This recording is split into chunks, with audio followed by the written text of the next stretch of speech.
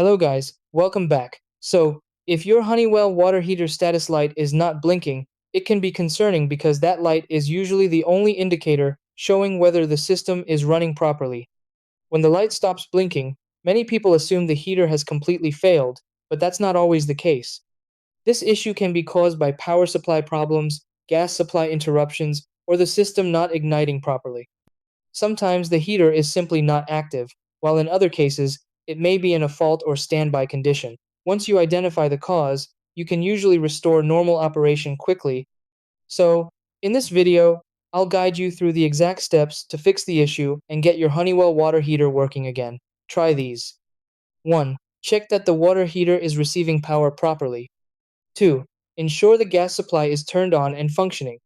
3. Turn the heater off and back on to reset the system. 4. Inspect the control panel for any error indicators. 5. Check thermostat settings and adjust if needed. 6. Observe the status light to confirm it starts blinking again.